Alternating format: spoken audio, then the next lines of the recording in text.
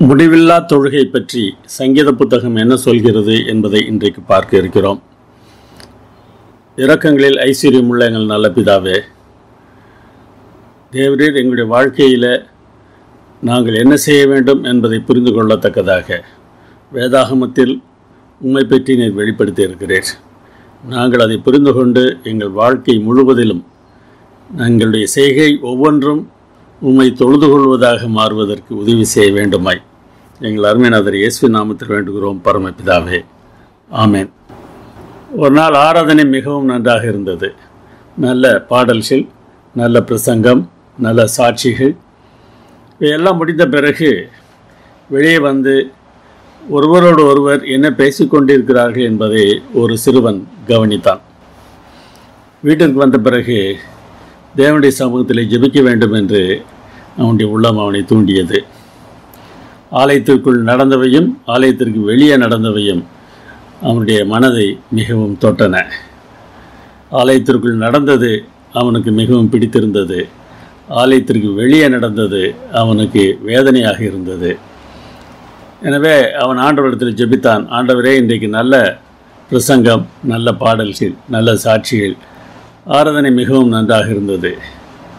ஆனால் அந்த ஆராதனைக்கு நீங்களும் வந்திருந்தால் நன்றாக இருந்திருக்கும் என்று ஜெபித்தானாம். நம்முடைய தொழுகையில் நம்மோடு கூட ஆண்டவர் இருக்கிறாரா? நம்முடைய தொழுகையின் முக்கியத்துவம் யாரை பற்றியது என்பது மிகவும் முக்கியமான ஒரு கேள்வியாகும். நான் உயிரோடு இருக்கும் மட்டும் என் கர்த்தரை பாடுவேன், நான் உள்ளளவும் என் தேவனை கீர்த்தனம் பண்ணுவேன் என்று சங்கீதக்காரன் சொல்லுகிறார்.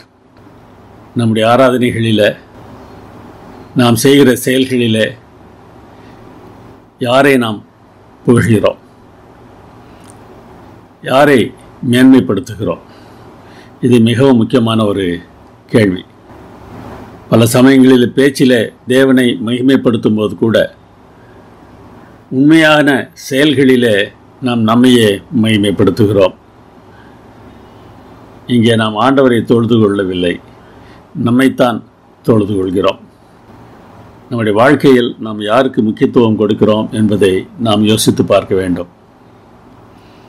செம்மையானவர்களின் சங்கத்தில் நாம் தேவனை துதிக்கிறவர்களாக இருக்க வேண்டும். சங்கீதம் 116:12 ஒரு முக்கியமான கேள்வியை கேட்கிறது. கர்த்தர் எனக்கு செய்த எல்லா உபகாரங்களுக்காகவும் அவருக்கு எண்ணத்தை செலுத்துவேன். தேவன் நமக்கு நன்மை செய்திராவிட்டால் நாம் இப்போது இருக்கிற இடத்துல இப்பொழுது இருக்க மாட்டோம். அவர் செய்த உபகாரங்களை நினைத்து நாம் அவருக்கு என்ன செய்ய போகிறோம் என்பதை கேட்டு பார்க்க வேண்டும்.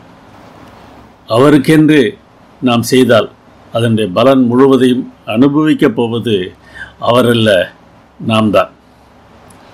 ஆனால் நமக்கென்று நாம் செய்தால் அதன் வேதனைகளையும் நாம் அனுபவிக்க வேண்டியது இருக்கும் என்பதை நாம் ஒரு நாளும் மறந்துவிடக்கூடாது. என்ன செய்வோம்? தேவனுடைய கிருபை பற்றிய நமது அனுபவம் அதிகரிக்கும் போது மகா சபையிலே அவரை துதிப்போம், திரளான ஜனங்களுக்குள்ளே அவரை புகழ்வோம். இதன் மூலம் உலகம் முழுவதிலும் அவருடைய மக்கள் ஒன்று சேர்வார்கள். கர்த்தர் இதைத்தான் விரும்புகிறார். தேவனை மேன்மைப்படுத்தும் போது மற்றவர்கள் அந்த தேவன் அருகே வருவார்கள். மற்றவர்களை நம்மிடமல்ல தேவனிடம் ஈர்ப்பதே நம்முடைய தொழுகையின் முக்கியமான நோக்கமாக இருக்க வேண்டும். 111ஆம் சங்கீதத்தில் சங்கீதக்காரர் சொல்வதை பாருங்கள். அல்லேலுயா, செம்மையானவர்களுடைய சங்கத்திலும் சபையிலும் கர்த்தரை முழு இருதயத்தோடும் துதிப்பேன். நான் கர்த்தரை துதிப்பேன், முழு இருதயத்தோடு அவரையே துதிப்பேன். உம்முடைய நாமத்தை என் சகோதரருக்கு அறிவித்து சபை நடுவில் உம்மை துதிப்பேன் என்று 22ஆம் சங்கீதத்தில் அவர் சொல்கிறார். தேவனுடைய குணத்தை பற்றி நான் பேசுவேன். சபை நடுவிலே உம்மை நான் துதிப்பேன், மகா சபையிலே உம்மை துதிப்பேன், திரளான ஜனங்களுக்குள்ளே உம்மை புகழுவேன்.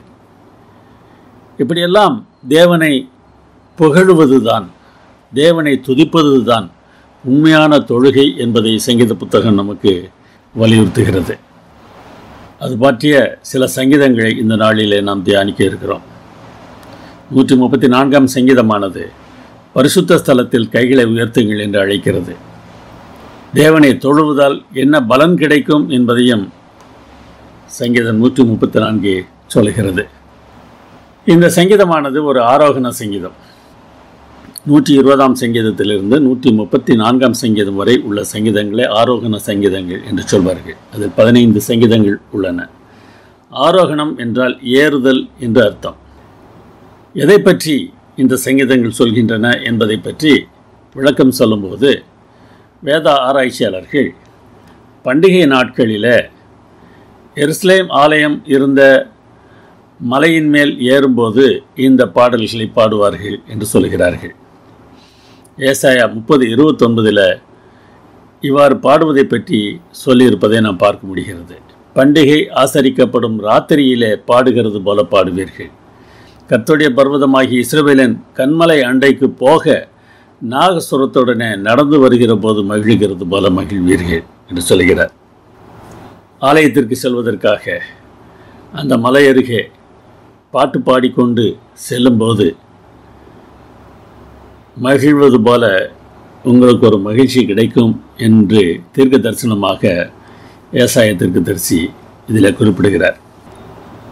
ஒவ்வொரு பண்டிகையின் போதும் எருசலேமில் நடப்பதை மனதில் வைத்து இவர் இங்கே சொல்கிறார். மகிழ்ச்சி பண்டிகையின் போது மாத்திரமல்ல, எப்பொழுதும் நமக்கு இருக்கத்தக்கதாக தேவன் நம்மை ஆசீர்வதிக்க விரும்புகிறார் என்பதை அவர் அங்கே கூறுகிறார். இப்பொழுது நாம் சங்கீதத்தை பார்ப்போம். இதோ ராக்காலங்களில் கர்த்தருடைய ஆலயத்தில் நிற்கும் கர்த்தரின் ஊழியக்காரரே, நீங்கள் எல்லாரும் கர்த்தரை ஸ்தோத்திரியுங்கள். உங்கள் கைகளை பரிசுத்த ஸ்தலத்திற்கு நேராக எடுத்து கர்த்தரை ஸ்தோத்திரியுங்கள். வானத்தையும் பூமியையும் உண்டாக்கின கர்த்தர் சியோனிலிருந்து உன்னை ஆசீர்வதிப்பாராக என்று இந்த ஆரோகண சங்கீதம் சொல்கிறது. 3 வசனங்கள் தான். பண்டிகையை ஆசரிப்பதற்கு நடக்கிற நிகழ்ச்சிகள் இரவிலே துவங்கிவிடும். ஏனென்றால் ஒரு நாள் சூரிய அஸ்தமனத்தில் தான் துவங்குகிறது. அதனால் இங்கே ராக்காலங்களில் கர்த்தருடைய ஆலயத்தில் நிற்கும் கர்த்தரின் ஊழியக்காரரே, நீங்கள் ஸ்தோத்திரியுங்கள் என்பதாக இந்த பாடல் சொல்கிறது. 15 ஆரோகண சங்கீதங்களிலே இது கடைசி சங்கீதம். ஒருவேளை ஆலயத்திற்கு அருகே வந்த பிறகு இந்த சங்கீதத்தை அவர்கள் பாடியிருப்பார்கள் என்று தெரிகிறது. இந்த சங்கீதத்தில் ஸ்தோத்திரமும் ஆசீர்வாதமும் சொல்லப்படுகின்றன. முதல் 2 வசனங்களிலே ஸ்தோத்திரியுங்கள் என்கிற வார்த்தையை பார்க்கிறோம். அதற்கான எபிரேய வார்த்தை பாரக். பாரக் என்கிற வார்த்தையை முழங்காலிடு என்று மொழிபெயர்க்கலாம். கர்த்தரை ஸ்தோத்திரியுங்கள் என்றால் கர்த்தருக்கு முன்பாக முழங்கால் படியிடுங்கள்.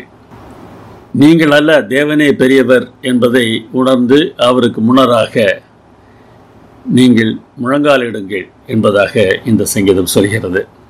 முழங்காலிடுதல் தேவனுக்கு முன்பாக தங்களை தாழ்த்துவது என்பதனாலே இந்த வார்த்தையை ஸ்தோத்திரியுங்கள் என்று வேதாகமத்திலே மொழிபெயர்த்திருக்கிறார்கள். நான் பெரியவன் இல்லை, நீரே பெரியவர் என்பதை உணர்ந்து தேவனுக்கு நன்றி சொல்லுதல் தான் உண்மையான ஸ்தோத்திரமாகும்.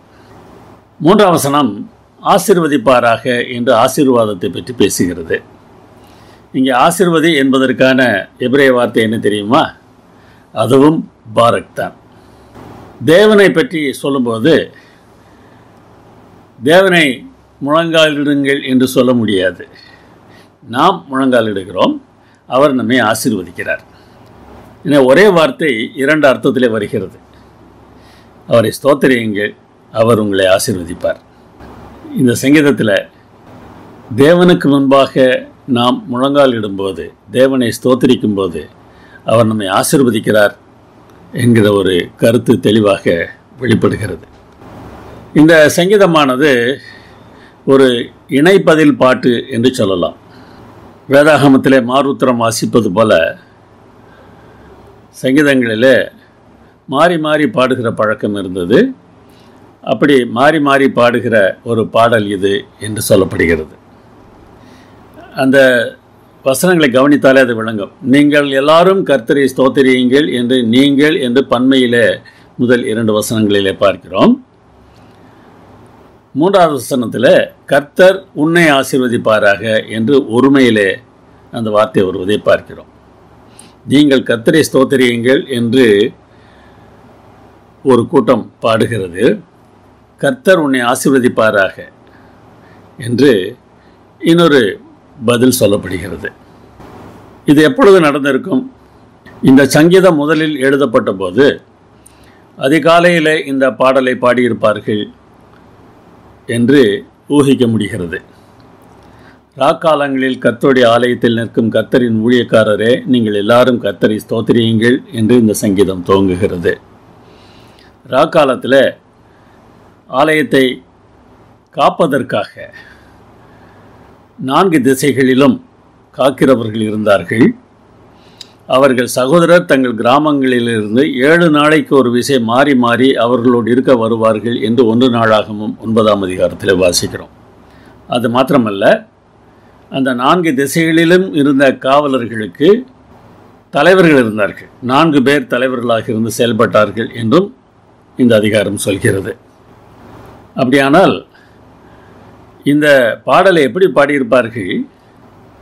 அவருடைய வேலை அன்று முடிந்து மீண்டுமாக வீட்டிற்கு செல்வதற்கு முன்னராக காவலர் தலைவன் அங்கே வருகிறார். அந்த பகுதியில் இருந்த காவலர்களை அழைத்து, ராக்காலங்களில் கர்த்தருடைய ஆலயத்தில் நிற்கும் கர்த்தரின் ஊழியக்காரரே, நீங்கள் எல்லாரும் கர்த்தரை ஸ்தோத்திரியுங்கள், உங்கள் கைகளை பரிசுத்த ஸ்தலத்திற்கு நேராக எடுத்து கர்த்தரை ஸ்தோத்திரியுங்கள் என்று அவர் பாடுகிறார். அந்த காவலர் தலைவன் அவ்வாறு பாடிய பிறகு அந்த காவலர்கள் அந்த தலைவனை பார்த்து பாடுகிறார்கள், வானத்தையும் பூமியையும் உண்டாக்கின கர்த்தர் சீயோனில் இருந்து உன்னை ஆசீர்வதிப்பாராக, சீயோனில் இருந்து உம்மை ஆசீர்வதிப்பாராக என்று நாம் தமிழிலே மொழிபெயர்க்கலாம். எனவே காவலர் தலைவனும் காவலர்களும் மாறி மாறி பாடுவதாக இந்த சங்கீதம் அமைந்திருக்கிறது. பிற்காலங்களில் ஆரோகண சங்கீதத்தில் ஒன்றாக இந்த சங்கீதத்தையும் சேர்த்திருக்கிறார்கள். உங்கள் கைகளை பரிசுத்த ஸ்தலத்திற்கு நேராக எடுத்து கர்த்தரை ஸ்தோத்திரியுங்கள் என்று காவலர் தலைவன் சொல்கிறார். கைகளை பரிசுத்த ஸ்தலத்திற்கு நேராக ஏறெடுக்கும்போது அது அந்திபலிக்கு சமமானது என்று சங்கீதம் 141 சொல்கிறது. பவுல் கூட தீமோத்தேயுவுக்கு சொல்லும்போது, புருஷர்கள் பரிசுத்தமான கைகளை உயர்த்தி எல்லா இடங்களிலேயும் ஜெபம் பண்ண வேண்டும் என்று சொல்கிறார். அமலேக்கியரோடு இஸ்ரவேலர் யுத்தம் செய்தபோது மோசே தன் கைகளை பரலோகத்தை நோக்கி உயர்த்தி நின்று கொண்டிருந்தார். அவருடைய கை உயர இருந்தபோது இஸ்ரவேலர்கள் வெற்றி பெற்றார்கள். கைகளை உயர்த்தும் போது, என்னுடைய செயல்கள் எதுவும் இல்லை ஆண்டவரே, எல்லாம் உம்முடையது என்று தேவனுடைய சமூகத்தில் நாம் சரணடைகிறோம். அப்படிப்பட்ட ஒரு தாழ்மை நமக்கு இருக்க வேண்டும். தொழுகையில் இந்த தாழ்மை இல்லை என்றால், நான் செய்கிறேன் என்று நம்முடைய உள்ளம் போராடி கொண்டே இருந்ததென்றால் நாம் தேவனை தொழுகை செய்யவில்லை, நம்மைத்தான் தொழுகை செய்கிறோம். பதிலுக்கு காவலர்கள் தங்கள் தலைவனை பார்த்து பாடும்போது, வானத்தையும் பூமியையும் உண்டாக்கின கர்த்தர் சீயோனிலிருந்து உன்னை ஆசீர்வதிப்பாராக என்று பாடுகிறார்கள். நம்மை ஆசீர்வதிப்பதற்கு அவர் வல்லவராக இருக்கிறார் என்பதை இந்த சிருஷ்டிப்பை பற்றிய வார்த்தைகள் கூறுகின்றன. பல பிரச்சனைகள் நமக்கு வரும்போது, இந்த பிரச்சனையிலிருந்து நான் எவ்வாறு மீளப்போகிறேன் என்று நாம் வேதனையோடு பயந்து கொண்டிருக்கலாம். ஆனால் நம்மை உண்டாக்கின கர்த்தர், வானத்தையும் பூமியையும் உண்டாக்கின கர்த்தர் என்கிற நினைவு இருந்ததென்றால் நாம் பயப்பட தேவையில்லை. இந்த சங்கீதமானது ஆரோனிய ஆசீர்வாதத்தை சுட்டி காட்டுகிறது என்று சிலர் கருத்து தெரிவிக்கிறார்கள். இஸ்ரவேல் ஜனங்களை ஆரோன் ஆசீர்வதித்த போது, கர்த்தர் உன்னை ஆசீர்வதித்து உன்னை காக்க கடவர், அதாவது கர்த்தர் உன்னை பாதுகாப்பார், கர்த்தர் தம்முடைய முகத்தை உன்மேல் பிரகாசிக்க பண்ணி உன்மேல் கிருபையாய் இருக்க கடவர், தேவன் தம்முடைய கிருபையை உனக்கு தருவார், கர்த்தர் தம்முடைய முகத்தை உன்மேல் பிரசன்னமாக்கி உனக்கு சமாதானம் கட்டளையிட கடவர், கர்த்தர் உனக்கு சமாதானம் தருவார், நல்வாழ்வு தருவார். பாதுகாப்பு, கிருபை, சமாதானம் ஆகிய ஆசீர்வாதங்களை தேவன் நமக்கு எப்பொழுதும் கொடுப்பதற்கு காத்திருக்கிறார். இந்த ஆசீர்வாதம் எதற்காக நமக்கு கொடுக்கப்படுகிறது தெரியுமா? 67ஆம் சங்கீதம் அதை குறித்து தெளிவாக சொல்லுகிறது. தேவனே, பூமியில் உம்முடைய வழியும் எல்லா ஜாதிகளுக்குள்ளும் உம்முடைய இரட்சணியமும் விளங்கும்படியாய் தேவரீர் எங்களுக்கு இறங்கி எங்களை ஆசீர்வதித்து உம்முடைய முகத்தை எங்கள் மேல் பிரகாசிக்க பண்ணும். புரிகிறதா? தேவன் எதற்காக என்னை ஆசீர்வதிக்க வேண்டும்? பூமியிலே தேவனுடைய வழியை மற்றவர்கள் புரிந்து கொள்ள வேண்டும். எல்லா தேசங்களும் தேவனுடைய இரட்சணியத்தை புரிந்து கொள்ள வேண்டும். பூமி தன் பலனை தரும். தேவனாகிய எங்கள் தேவனே எங்களை ஆசீர்வதிப்பார். தேவனை எங்களை ஆசீர்வதிப்பார். பூமியின் எல்லைகள் எல்லாம் அவருக்கு பயந்திருக்கும். தேவன் எங்களை ஆசீர்வதிப்பார். அதனுடைய விளைவு என்ன? பூமியின் எல்லைகள் எல்லாம் அவருக்கு பயந்திருக்கும். தேவனை மற்றவர்கள் அறிந்து கொள்ளத்தக்கதாக தேவன் தம்முடைய பிள்ளைகளை ஆசீர்வதிப்பதற்கு காத்திருக்கிறார். ஒரு கேள்வியை உங்களிடத்தில் நீங்கள் கேட்டு பாருங்கள். தேவன் உங்களை ஆசீர்வதித்தால் பூமியின் எல்லைகள் எல்லாம் தேவனுடைய வழிகளை அறியும்படி வாழ்வீர்களா? தேவன் தம்முடைய ஆசீர்வாதங்களை அதற்குத்தான் நமக்கு தருகிறார். ஏனென்றால் ஆசீர்வாதம் நமக்கு மகிழ்ச்சியை தர வேண்டும். தேவனுடைய வழிகளின்படி நடக்கும்போது தான் உண்மையான மகிழ்ச்சியை நாம் பெற்றுக்கொள்ள முடியும். அந்த உண்மையான மகிழ்ச்சியை நாம் பெற்று வாழ்வதை மற்றவர்கள் பார்க்கும்போது தாங்களும் அப்படி வாழ வேண்டும் என்று எண்ணுவதற்கு தூண்டப்படுவார்கள். நாம் எப்படி வாழ்கிறோம் என்பதை யோசித்து பாருங்கள். கர்த்தருக்கு புதிய பாட்டை பாடக்கூடிய அளவிற்கு தேவன் நம்மை நடத்துவதற்கு ஆயத்தமாக இருக்கிறாராம். பல சங்கீதங்களில் கர்த்தருக்கு புது பாடலை பாடுங்கள் என்று அந்த சங்கீதங்கள் சொல்கின்றன. புதிய பாட்டை ஏன் பாட வேண்டுமாம்? புதிய பாடல் என்பது ஒவ்வொரு நாளும் தேவன் நமக்காக செய்கிற புதிதான அன்பின் செயல்களை வெளிப்படுத்துகிற புதிய வெளிப்பாடு. அப்படியானால் நம்முடைய வாழ்க்கையில் தேவன் நமக்கு புதிதாக ஒவ்வொரு நாளும் அற்புதங்களை செய்து வரும்போது அவற்றை நாம் பாடல்களாக பாட வேண்டும் என்று இந்த சங்கீதங்கள் சொல்கின்றன. ஒருவேளை உங்களால் பாட முடியவில்லை என்றால் சொல்லுங்கள். பூமியின் நீதிபதியாகிய அவர் ஒவ்வொரு நாளும் புதிய அக்கறையோடு நம்மை கவனித்து வருகிறார். அந்த புதிய பராமரிப்புகளை புதிய பாடலாக நாம் பாட வேண்டுமா? பாடல்களை பாடுகிற சங்கீதக்காரர்கள் இவ்வாறு பாட வேண்டும் என்று சொல்லுகிறார்கள். கர்த்தருக்கு புது பாட்டை பாடுங்கள். அவர் அதிசயங்களை செய்திருக்கிறார். அவருடைய வலதுகரமும் அவருடைய பரிசுத்த பயமும் ரட்சிப்பை உண்டாக்கினது.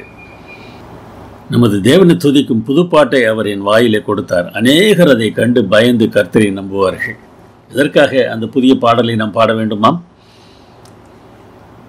கர்த்தரை மற்றவர்கள் நம்ப வேண்டும். என் ஆண்டவர் எனக்கு இந்தந்த நன்மைகளை செய்திருக்கிறார். இப்படிப்பட்ட நன்மைகளை நான் இன்றைக்கு அனுபவித்தேன். ஒவ்வொரு நாளும் கர்த்தர் நமக்கு புதிதாக செய்து வருகிற அதிசயங்களை நாம் மற்றவர்களிடத்தில் சொல்லும்போது மற்றவர்கள் கர்த்தரை நம்புவார்களாம். எதிரிகளிடமிருந்து விடுதலை, மரணத்திலிருந்து பாதுகாப்பு, நமக்கான தேவ கிருபை போன்றவை ஒரு புதிய பாடலை பாடுவதற்கான காரணமாக இருக்கலாம். அந்த புதிய பாடல்களில் தேவன் மீது நமக்கு இருக்கிற நம்பிக்கையை நாம் வெளிப்படுத்துவோம். அவருடைய அற்புத செயல்களை நாம் புகழுவோம். துன்பங்களிலிருந்து தேவன் எனக்கு விடுதலை கொடுத்தார் என்று சொல்வோம். இவையெல்லாம் மற்றவர்களுக்கு பயனுடையவையாக இருக்கும். எனக்கு இந்த நன்மைகளை செய்த ஆண்டவர் உங்களுக்கும் அந்த நன்மைகளை செய்வார் என்று சொல்வதாக இந்த பாடல்கள் இருக்கலாம்.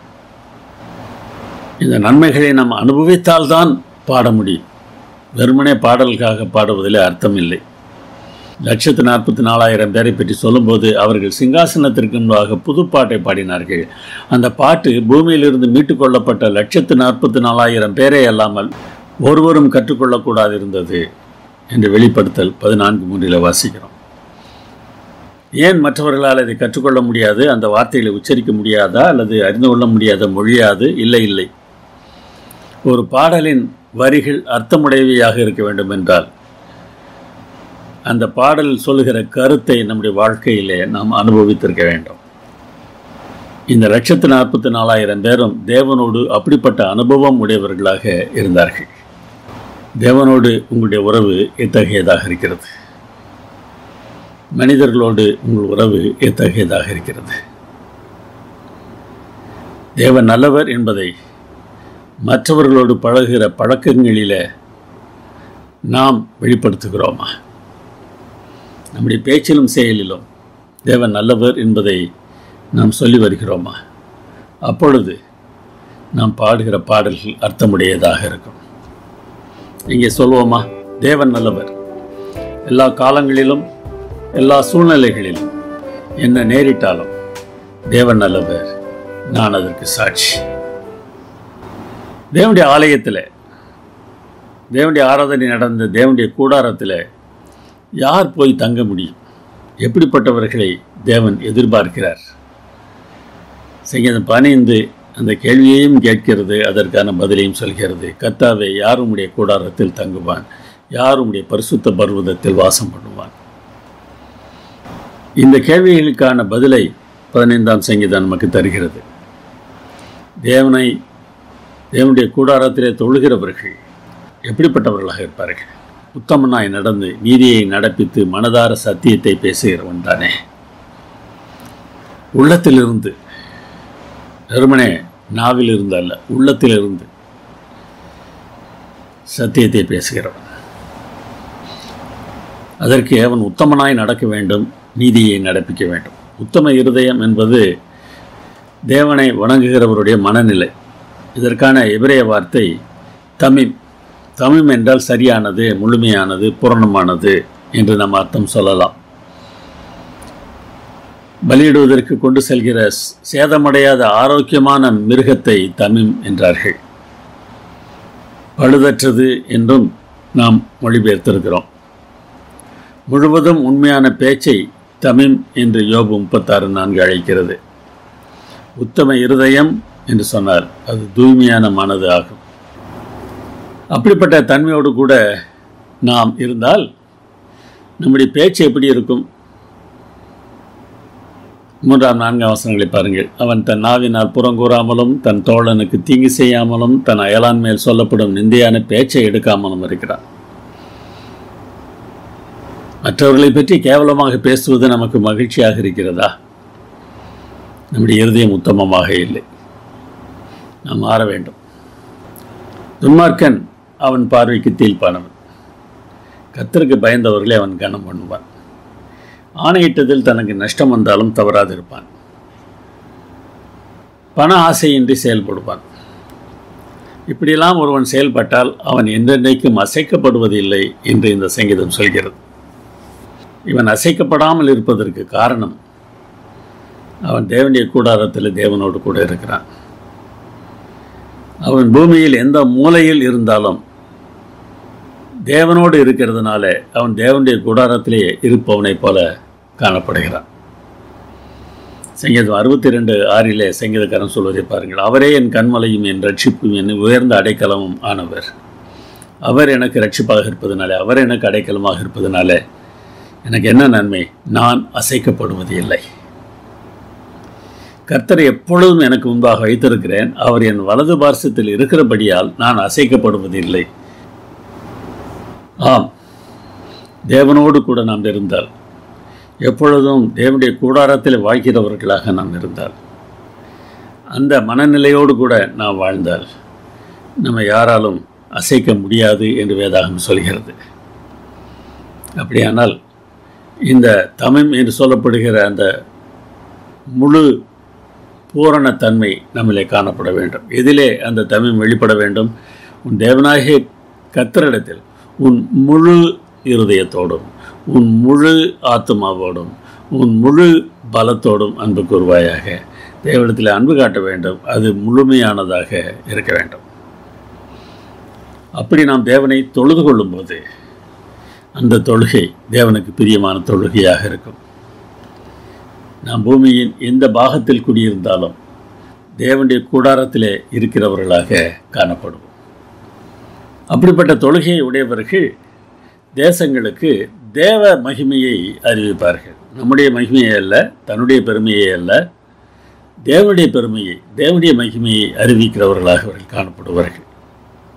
தேவனை தொழுவது பற்றி முதல் தூது சொல்கிறது. தன்னை தொழுது கொள்ளக்கூடாது என்று 2ஆம் தூது சொல்கிறது. மற்றவர்களை தொழுது கொள்ளக்கூடாது என்று 3ஆம் தூது சொல்கிறது. முதல் தூதிலே தேவனை தொழுவது பற்றி நாம் பார்க்கிறோம். இந்த தேவனை தொழுதல் பற்றி சொல்கிற இந்த முதல் தூது சங்கீதம் 96 காணப்படுகிறது. முதல் தூது என்ன தெரியுமா? வெளிப்படுத்தல் 14:6-7 வாசிக்கிறோம். ஒரு தூதன் வானத்தின் மத்தியிலே பறக்கிறான். அவன் என்ன செய்கிறான்? பூமியில் இருக்க எல்லோருக்கும் நித்திய சுவிசேஷத்தை அறிவிக்கிறான். எல்லோருக்கும் நற்செய்தி சொல்கிறான். என்ன நற்செய்தி சொன்னான்? தேவனுக்கு பயந்து அவரை மகிமைப்படுத்துங்கள், அவர் நியாய தீர்ப்பு கொடுக்கும் வேளை வந்தது, வானத்தையும் பூமியையும் சமுத்திரத்தை நீரூற்றுகளையும் உண்டாக்கினவரை தொழுது கொள்ளுங்கள் என்கிற நற்செய்தியை, நித்திய சுவிசேஷத்தை அவன் அறிவித்தான். சிலர் நற்செய்தி வேறு, இந்த செய்தி வேறு என்று பிரித்து பார்க்க ஆசைப்படுகிறார்கள். ஆனால் அவன் இதைத்தான் சொன்னான். எனவே இந்த வார்த்தைகள் தான் நித்திய சுவிசேஷமாக இருக்கின்றது. தேவனுக்கு பயப்படுதல், தேவனை மகிமைப்படுத்துதல், சிருஷ்டிகரை தொழுது கொள்ளுதல், நியாய தீர்ப்பு வருகிறது என்கிற செய்தி நற்செய்தியாகும். அதை நற்செய்தியாக பார்ப்பதற்கு நம்முடைய கண்களை திறந்தால் இந்த செய்தி மிகவும் மிகவும் நமக்கு நன்மை தரக்கூடியதாக அமையும். ஆனால் இந்த வசனங்கள் சொல்கின்ற எல்லாம் சங்கீதம் 96 காணப்படுகின்றன. எல்லோருக்கும் நற்செய்தியை சொல்ல வேண்டுமா? கர்த்தருக்கு புதுப்பாட்டை பாடுங்கள், பூமியின் குடிகளை எல்லாரும் கர்த்தரை பாடுங்கள், கர்த்தரை பாடி அவருடைய நாமத்தை ஸ்தோத்திரித்து நாளுக்கு நாள் அவருடைய ரட்சிப்பை சுவிசேஷமாய் அறிவியுங்கள் என்று முதல் 2 வசனங்கள் சொல்கின்றன. ஒவ்வொரு நாளும் அவருடைய ரட்சிப்பை சுவிசேஷமாக சொல்ல வேண்டும். எனக்கு அவர் இப்படிப்பட்ட பாதுகாப்புகளை தந்திருக்கிறார், அவர் எனக்கு இப்படிப்பட்ட உதவிகளை செய்திருக்கிறார் என்பதை நற்செய்தியாக நாம் மற்றவர்களுக்கு சொல்லிக்கொண்டே இருக்க வேண்டும்.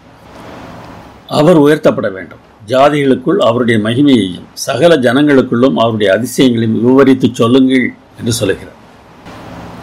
எனவே அவருடைய அதிசயங்களை, அவருடைய மகிமையை சொல்லுதல் தான் நற்செய்தி அறிவித்தல். என்னவெல்லாம் அங்கே சொல்லப்படுகிறது? தேவனுக்கு பயப்படு என்று நாம் சொல்ல வேண்டும். கர்த்தர் பெரியவரும் மிகவும் ஸ்தோத்திரிக்கப்படத்தக்கவருமாய் இருக்கிறார். எல்லா தேவர்களிலும் பயப்படத்தக்கவர் அவரே. அவருக்கு ஏன் பயப்பட வேண்டும்? 130 சங்கீதம் சொல்கிறது, உமக்கு பயப்படும்படிக்கு உம்மிடத்தில் மன்னிப்பு உண்டு. பயப்படு என்றால் அழித்து விடுவார் என்று பயப்படுவதல்ல, மன்னிக்கிறார் என்பதை நினைத்து பயப்படுவது. மன்னிக்கிறார் என்றால் பயம் வருமா என்றால், பயம் என்கிற வார்த்தையின் அர்த்தத்தை நாம் அறிந்திருக்க வேண்டும். பயம் என்றால் நமக்கு விரும்பாத ஒன்று நடந்து விடுமோ என்று நினைக்கும் போது வரக்கூடிய ஒரு உணர்வாகும். தேவனுக்கு பயப்படு என்றால் நம்மை அழித்து விடுவார் என்பதற்காக பயந்தால் சுயநலத்தோடு அதை பார்க்கிறோம். நான் செய்கிற பாவத்தால் என் தேவன் வேதனைப்படுவார் என்று நினைத்தால் தேவன் மேல் இருக்கிற அன்பினாலே அந்த பயம் வருகிறது. அந்த பயம்தான் நமக்கு தேவை என்பதைத்தான் 130 சங்கீதம் சொல்கிறது. அவரிடத்தில் மன்னிப்பு இருக்கிறது. மன்னிக்கிறார் என்றால் அவர் வேதனைப்படுகிறார் என்பதும் அங்கே அடங்கி இருக்கிறது. சகல ஜனங்களுடைய தேவர்களும் விக்கிரகங்கள் தானே, கர்த்தரோ வானங்களை உண்டாக்கினவர், எல்லாவற்றையும் உண்டாக்கினவர். எதற்காக உண்டாக்கினார்? நாம் பூமியிலே நன்றாக வாழ வேண்டும் என்பதற்காக உண்டாக்கினார். அந்த உணர்வு நமக்கு இருந்ததென்றால் நாம் பயப்படுகிற பயம் வித்தியாசமானதாக இருக்கும். தேவனை மகிமைப்படுத்த வேண்டுமா? மகிமையும் கனமும் அவர் சமூகத்தில் இருக்கிறது, வல்லமையும் மகத்துவமும் அவர் பரிசுத்த ஸ்தலத்தில் உள்ளது என்று 6 வசனம் சொல்கிறது. ஆம், நமக்கு மகிமை கிடைத்தால், நமக்கு கனம் கிடைத்தால், நமக்கு வல்லமை கிடைத்தால், நமக்கு மகத்துவம் கிடைத்தால் அவையெல்லாம் தேவனிடமிருந்து வந்தது என்பதை நாம் சொல்லியாக வேண்டும். எனவே அவருடைய மகிமையை நாம் அவருக்கு செலுத்த வேண்டும். நம்மை பற்றி பெருமையாக பேசி கொண்டிருக்கக்கூடாது. நான் அதை செய்தேன், இதை செய்தேன், அப்படி சாதித்தேன், இப்படி சாதித்தேன் என்று சொல்லுவதெல்லாம் நம்மை மகிமைப்படுத்துவதாகும். தேவனை இதை செய்தார் என்று சொல்வது தான் தேவனை மகிமைப்படுத்துவதாகும். கர்த்தருக்கு அவருடைய நாமத்திற்குரிய மகிமையை செலுத்தி காணிக்கைகளை கொண்டு வந்து அவருடைய பிராகாரங்களில் பிரவேசியுங்கள் என்றும் இந்த சங்கீதம் சொல்கிறது. தேவனுடைய குணத்திற்குரிய மகிமையை நாம் செலுத்த வேண்டும். அந்த குணத்தை நாம் நினைத்து தேவன் நமக்கு தந்திருக்கிற நன்மைகளில் ஒரு பகுதி அவருடைய சமூகத்தில் நாம் படைக்க வேண்டும். இவையெல்லாம் நம்முடைய மனநிலை எப்படிப்பட்டதாக இருக்கிறது என்பதை காட்டுகிறது. நாம் யாரை தொழுது கொள்கிறோம்? சிருஷ்டிகரை தொழுது கொள்கிறோம். பரிசுத்த அலங்காரத்துடனே கர்த்தரை தொழுது கொள்ளுங்கள், பூலோகத்தாரே நீங்கள் யாவரும் அவருக்கு முன்பாக நடுங்குங்கள். பரிசுத்த அலங்காரம் என்றால் அது எப்படிப்பட்டது? மிக அழகாக உடை உடுத்தி இருக்க வேண்டுமா? அல்லது மிக நல்ல உடைகளை உடுத்தாமல் இருக்கிற அலங்காரத்தோடு வர வேண்டுமா? இந்த பரிசுத்த அலங்காரம் என்பதை நாம் விரித்து பார்த்தால் பரிசுத்தம் எனும் அலங்காரம் என்று வருகிறது. மூலமொழியில் அப்படித்தான் இருக்கிறது. பரிசுத்தம் என்கிற அலங்காரம். அலங்காரம் உடலிலே இல்லை, அலங்காரம் உள்ளத்திலே இருக்கிறது. நாம் வித்தியாசமானவர்கள். பரிசுத்தம் என்றால் வித்தியாசமான தன்மை. நாம் வித்தியாசமானவர்கள், மற்ற மனிதர்களை போன்றவர்கள் இல்லை. நாங்கள் தேவனை வணங்குகிறவர்கள், தேவனை நம்புகிறவர்கள். எங்களுடைய செயல்பாடுகள் நாங்கள் தேவனை நம்புகிறோம் என்பதை வெளிப்படுத்துகின்றது என்று சொல்லக்கூடிய நிலையிலே நாம் இருக்க வேண்டும். கர்த்தருக்கு முன்பாக முழங்காற்படியிட்டு அவரை தொழுது கொள்ளத்தக்கதாக நாம் வரும்போது நம்மிடத்தில் இருக்கக்கூடிய அலங்காரம் இந்த பரிசுத்தம் என்கிற அலங்காரமாக இருக்க வேண்டும்.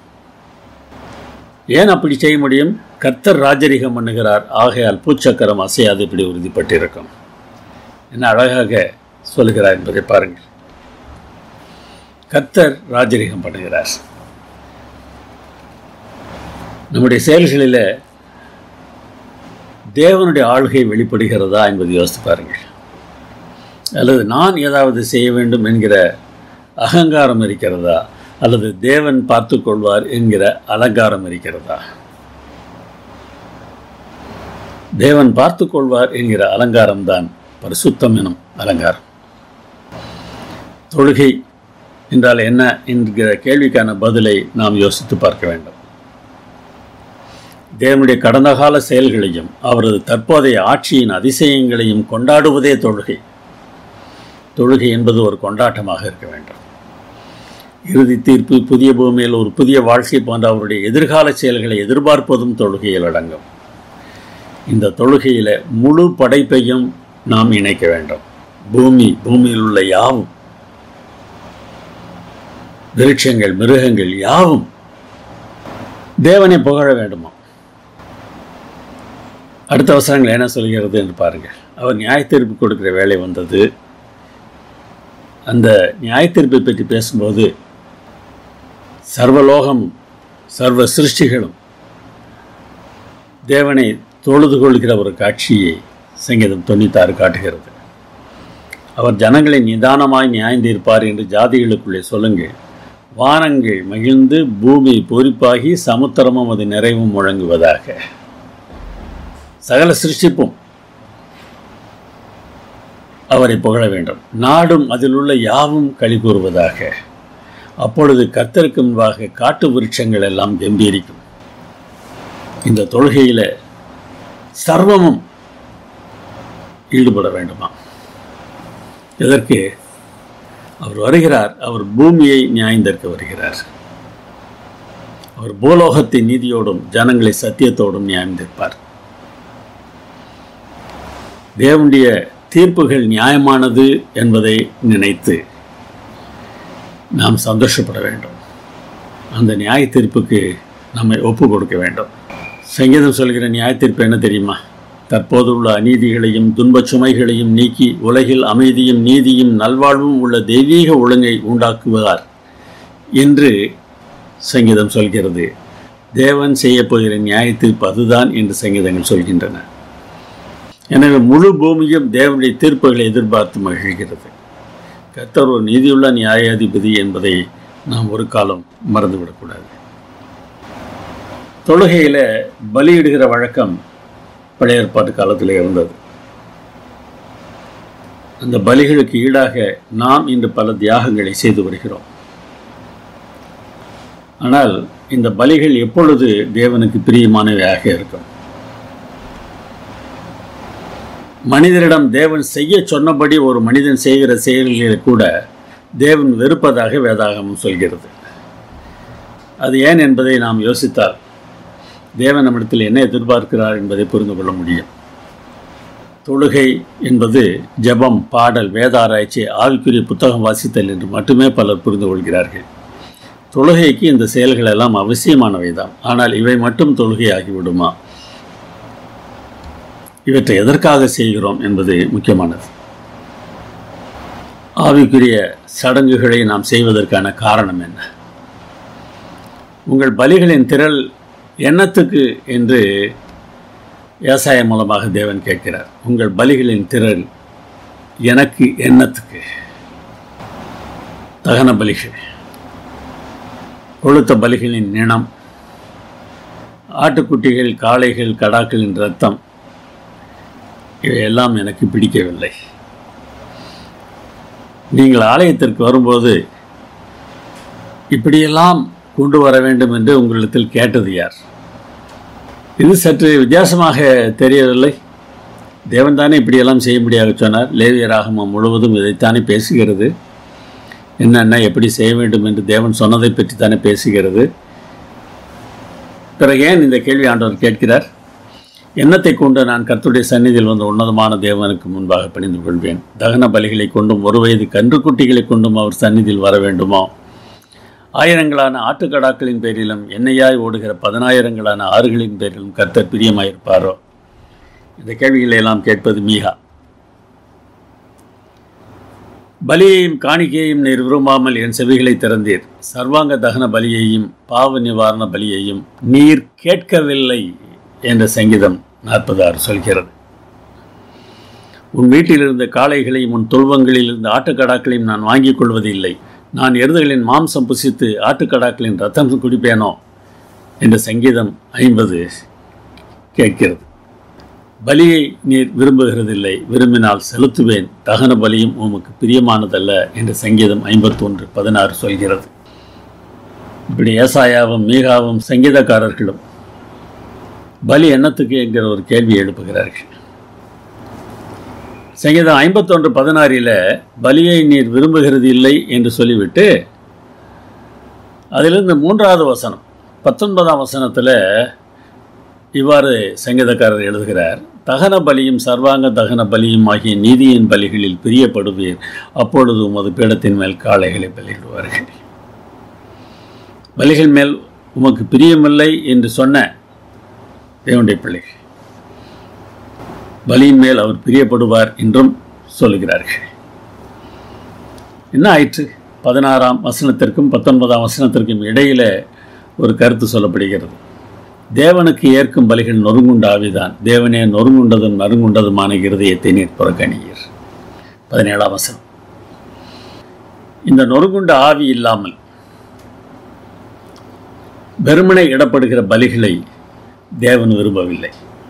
மனதில் மாற்றம் இல்லாமல் வெளியே செய்யப்படுகிற செயல்களை தேவன் ஏற்றுக்கொள்வது இல்லை.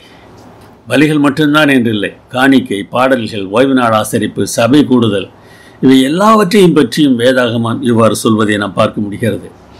இனி வீண் காணிக்கைகளை கொண்டு வர வேண்டாம், தூபம் காட்டுதல் எனக்கு அருவருப்பாய் இருக்கிறது. நீங்கள் அக்கிரமத்தோடு ஆசரிக்கிற மாத பிறப்பையும் ஓய்வு நாளையும் சபை கூட்டத்தையும் நான் இனி சகிக்க மாட்டேன். காணிக்க வேண்டாம், தூபம் காட்ட வேண்டாம், மாத பிறப்பு கொண்டாட வேண்டாம், ஓய்வு நாள் ஆசரிக்க வேண்டாம், சபை ஆராதனை நடத்த வேண்டாம், இதெல்லாம் எனக்கு பிடிக்காது.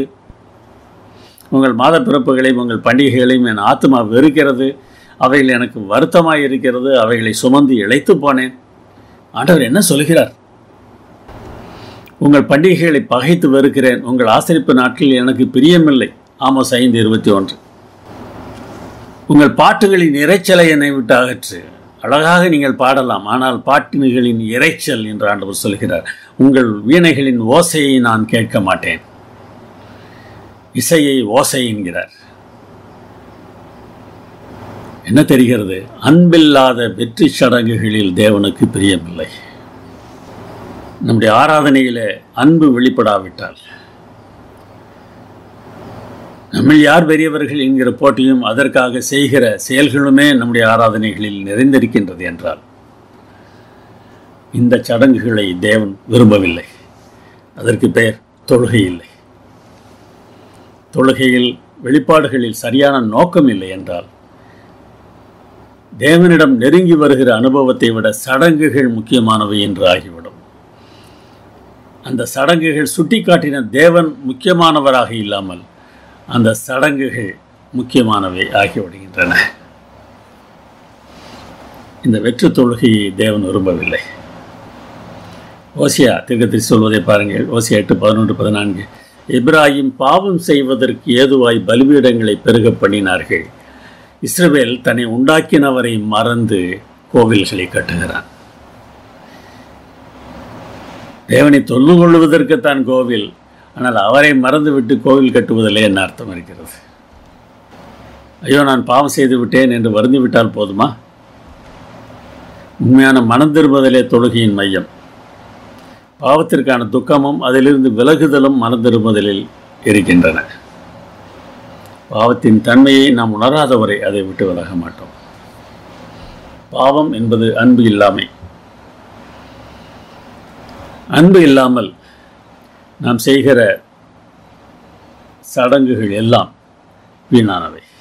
பாவத்திலிருந்து நாம் மனதில் விலகாத வரை, அதாவது அன்புடையவர்களாக நம் மனதில் மாறும் வரை வாழ்க்கையில் உண்மையான மாற்றம் இருக்காது. திரளான மக்கள் பாவம் செய்து விட்டோம் என்று வருந்துகிறார்கள். வெளிப்புறமாக சில சீர்திருத்தம் கூட செய்யலாம். ஆனால் எதற்காக? தாங்கள் செய்த தவற்றினால் தங்களுக்கு துன்பம் வரும் என்று பயந்து தான் அப்படி செய்கிறார்கள். நான் அன்பில்லாமல் இருக்கிறேன் என்பதற்காக வருந்துவதில்லை. ஆனால் நான் செய்த பாவத்தினால் எனக்கு என்ன பாதிப்பு வரும் என்பதை நினைத்து புலம்புகிறார்கள். இது உண்மையான மனம் திரும்புதல் இல்லை. பிறப்புரிமை தனக்கு என்றென்றும் இல்லாமல் போனதை கண்ட ஏசாவுக்கு வருத்தம் வந்தது. ஆம், ஏசாவின் மனமாற்றம் உண்மையான மனமாற்றம் இல்லை. உருவிய வாளுடன் தன் பாதையில் நின்ற தேவதூதனை கண்ட பிலேயாம் பயந்து தன் உயிரை பாதுகாக்க முயன்றான். அவனுடைய மாற்றம் உண்மையான மனமாற்றம் இல்லை. இஸ்ரவேலை அழிப்பதற்கு வழிவகைகளை அவன் கற்றுக் கொடுத்தான். யூதாஸ் காரியோத்து தன் தேவனை காட்டிக் கொடுத்து விட்டு, குற்றமில்லாத இரத்தத்தை நான் காட்டிக் கொடுத்ததினால் பாவம் செய்தேன் என்று சொல்லி தற்கொலை செய்து கொண்டார்.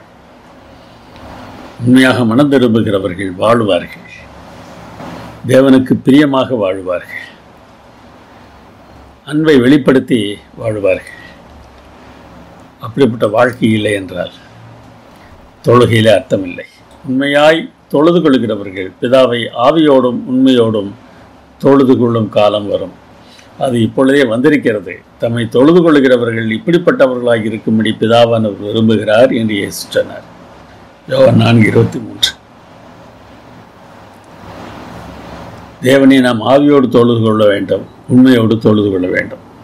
நம்முடைய உணர்ச்சிகளும் நம்முடைய உணரும் தன்மையும் புரிந்து கொண்டு தேவனை தொழுகை செய்வது தான் உண்மையான தொழுகையாகும். நான் இவ்வாறு தொழ வேண்டும் என்பதை தேவன் விரும்புகிறார்.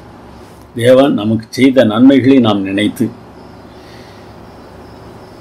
ஆர்வத்தோடு உணர்ச்சி பூர்வமாக தேவனை தொழுது கொள்ள வேண்டும். நாம் அப்படி இருக்கிறோமா என்று யோசித்து பாருங்கள். 2021ஆம் ஆண்டிலே ஒரு சம்பவம் நிகழ்ந்தது. இந்த சம்பவம் தாய்லாந்து நாட்டின் கிழக்கு பகுதியில் நடந்தது. டாக்டர் பட்டாரபோல் மணியோன் என்பவர் தான் இந்த படத்தில் தெரிகிறவர்.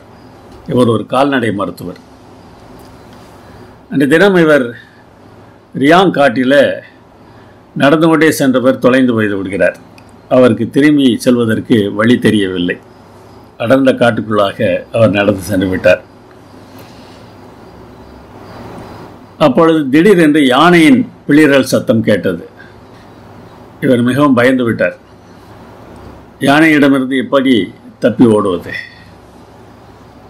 அவருக்கு ஏற்கனவே முழங்காலிலே அடிபட்டிருக்கிறது, சரியாக நடக்க முடியவில்லை. இந்த பிரச்சனையோடு வழி தெரியவும் இல்லை. என்ன செய்வது என்று கவலைப்பட்டு கொண்டிருந்த போது யானையின் பிளிரல் சத்தம். ஆனால் இந்த சத்தம் அவருக்கு ஏற்கனவே அறிமுகமான சத்தம் போல இருந்தது. பிளிரி கொண்டு வந்த யானை தூரத்திலே இவரை பார்த்த மாத்திரத்தில் சற்று வித்தியாசமாக செயல்பட ஆரம்பித்தது. இவரை தாக்குவதற்காக எந்த முயற்சியும் அது எடுக்கவில்லை. யானையை கூர்ந்து கவனித்த பட்டாரப்போல் அதன் காதில் இருந்த ஒரு வித்தியாசமான நிறத்தை கவனித்தார். அப்படிப்பட்ட காது இருந்த ஒரு யானையை பற்றி அவருக்கு தெரியும். அந்த சம்பவம் 12 ஆண்டுகளுக்கு முன்பாக 2009 நடந்தது. ஒரு நாள் இதே காட்டிலே அவர் நடந்து சென்றபோது ஒரு யானை கீழே விழுந்து கிடந்ததை பார்த்தார். அதற்கு ஒரு வியாதி வந்திருந்தது.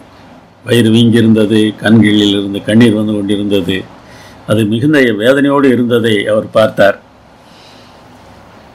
இவர் ஒரு கால்நடை மருத்துவர் என்று ஏற்கனவே சொன்னேன். அது மாத்திரமல்ல, வனவிலங்குகளை காப்பாற்றுவதற்காக முயற்சி எடுக்கிறவர் இவர். எனவே தன்னுடைய மருத்துவமனைக்கு செய்தி அனுப்பி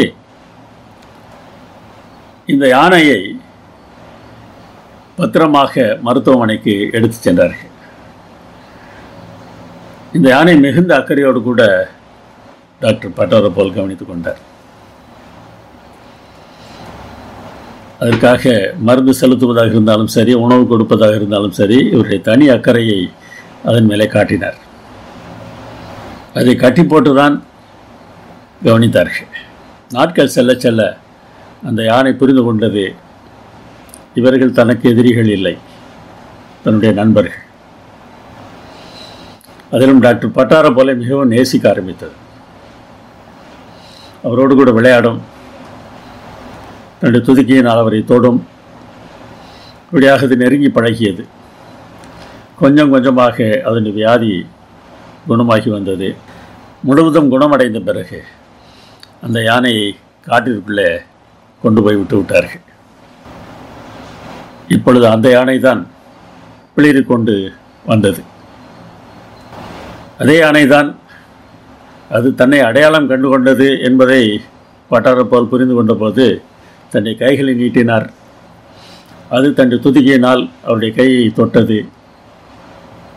அருகில் வந்து அவரை உரசி கொண்டு நின்றது. ஒரு சந்தோஷம். அவர் அருகே நின்ற யானை காட்டிற்குள் சென்றது. மீண்டுமாக வந்தது. அப்படி வந்தபோது 2 யானை குட்டிகள் அந்த யானையோடு வந்தன. அந்த குட்டிகளை முட்டி தள்ளி பட்டாரப்போல் அருகே தள்ளியது. குட்டிகளும் அதை புரிந்து கொண்டு பட்டாரப்போலை தொட்டனவாம். என்ன பாருங்கள், எப்படி பேசியது, என்ன செய்தது என்பது நமக்கு தெரியவில்லை. ஆனால் உன்னுடைய அப்பாவை இவர்தான் காப்பாற்றினார், அவர் நம்முடைய நண்பர், நீங்கள் அவரை சந்திக்க வேண்டும் என்று அழைத்து கொண்டு வந்திருக்கிறது. இந்த குட்டிகளை அறிமுகம் செய்த பிறகு அந்த யானை இன்னொன்று செய்தது. இவர் காலில் அடிபட்டு நடக்க முடியாமல் இருப்பதை பார்த்ததுனால அவரை அப்படியே துதிக்கையினாலே தூக்கியது. தூக்கி கொண்டு நடக்க ஆரம்பித்தது. எங்கே சென்றது தெரியுமா? மருத்துவமனை இருந்த இடத்திற்கு கொண்டு சென்றது. ஒரு யானை தங்கள் மருத்துவரை துதிக்கையில் தூக்கி கொண்டு வருவதை பார்த்த மருத்துவமனை ஊழியர்களுக்கு ஒரே ஆச்சரியம். முதலில் பயந்தார்கள். ஆனால் பயப்படுவதற்கு ஒன்றுமில்லை என்பதை யானை செயலில் காட்டியது. இவருக்கு எந்த கஷ்டமும் இல்லாமல் சுமந்து கொண்டு வருவதை அவர்கள் பார்த்தார்கள். மருத்துவமனை வாசலிலே அவரை கீழே இறக்கிவிட்டது. சற்று நேரம் நின்றுவிட்டு திரும்ப காட்டிற்குள்ளாக சென்று விட்டது. இதுதாங்க உண்மையான தொழுகை. தேவன் எனக்கு நன்மை செய்திருக்கிறார், அவருக்காக நான் என்ன செய்ய வேண்டும்? 2 குட்டிகளை அறிமுகம் செய்து வைத்தது. மற்றவர்களை தேவனுக்கு அறிமுகம் செய்து வையுங்கள். எனக்கு இவர் நன்மை செய்திருக்கிறார், உங்களுக்கும் நன்மை செய்வார் என்று சொல்லுங்கள். எல்லாவற்றிலும் தேவனே பெரியவர், நாம் இல்லை என்கிற எண்ணம் நம்மை பார்க்கிறவர்களுக்கு வர வேண்டும். ஆலயத்திலும் சரி, வெளியிலும் சரி, நாம் இப்படி நடந்து கொண்டால் தேவனை உண்மையிலேயே தொழுது கொள்கிறோம்.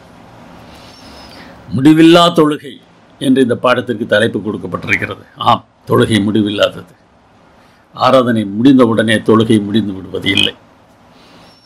ஒவ்வொரு நிமிடமும் தேவனை தொழுகிறவர்களாக நாம் காணப்படுவோம். ஜெபம் பண்ணுவோம். எங்கள் நல்ல மீட்பரே, எங்களை மீட்டுக்கொண்டீர். மற்றவர்களை மீட்க வேண்டும் என்று ஆசைப்படுகிறீர். மற்றவர்களை உங்களிடத்தில் அறிமுகப்படுத்த எங்களுக்கு உதவி செய்யும். உம்முடைய அன்பை எங்கள் சொல்லிலும் செயலிலும் நாங்கள் காட்ட உதவி செய்யும். எங்கள் அருமைநாதர் இயேசு நாமத்தில் வேண்டுகிறோம் பரமபிதாவே. ஆமென்.